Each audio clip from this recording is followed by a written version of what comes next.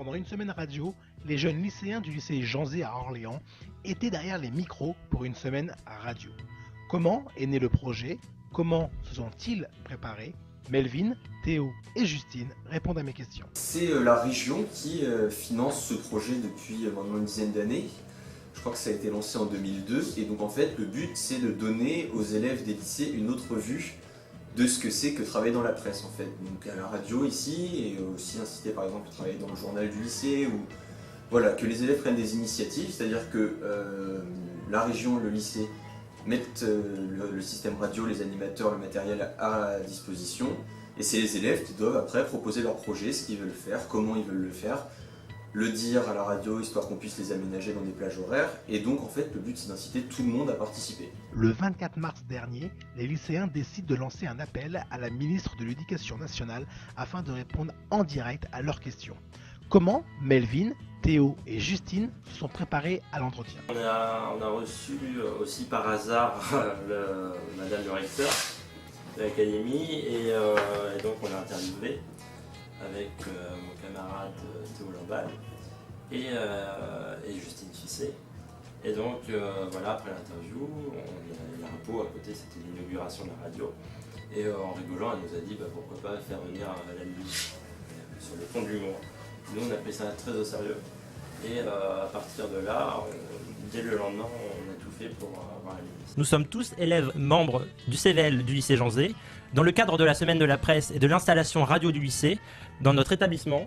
Suite à la recommandation de Madame le recteur, nous souhaitons vous accueillir afin d'échanger sur la sécurité et sur votre politique en faveur des jeunes, et surtout évoquer la révolution du numérique dans l'éducation. Nous espérons vivement vous recevoir cette semaine afin que vous puissiez nous aider à construire notre projet pédagogique et innovant. Je pense qu'on aurait aimé qu'elle nous parle de l'évolution de la loi travail. Moi, elle a un peu esquivé, forcément, elle pouvait pas en parler. Je me demandais est-ce que la sécurité a été renforcée, parce que voilà, on sait que l'État islamique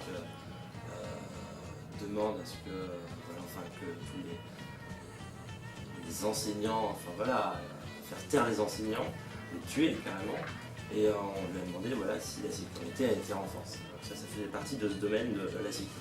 Après une semaine de radio, de rencontres, d'échanges, Melvin, Justine et Théo rendent l'antenne. Et maintenant, quels sont leurs projets? Ça nous a tous donné envie, à tous les quatre, parce qu'il faut rappeler qu'il y avait aussi Marie dans le projet qui s'occupait de la communication, d'aller plus loin. Donc on ne sait pas encore comment, on a l'aide d'Arnaud, on a différents moyens à notre disposition. Et on compte faire quelque chose pour parler plus largement de politique, pour que les jeunes s'y intéressent et voient la politique différemment. Parce que nous, c'est quelque chose qui nous intéresse. Et on souhaiterait qu'il y ait plus de jeunes qui s'intéressent à la politique. C'est comme une fin de colo. Mais on essaye, avec Justine et Théo, on essaye de commencer d'autres projets. Pourquoi pas d'autres personnes du gouvernement, sur une autre plateforme, sur une autre radio, pourquoi pas la télé. Donc on va commencer à faire des vidéos d'interviews. Alors c'est un projet, mais ça serait sympa de continuer avec, dans le milieu de la politique, à interviewer des gens comme ça. Je me sens triste, vraiment. Ça de savoir qu'on va quitter tous ces gens, enfin pas quitter en soi, mais qu'on va pas avoir le même quotidien par la suite, c'est triste.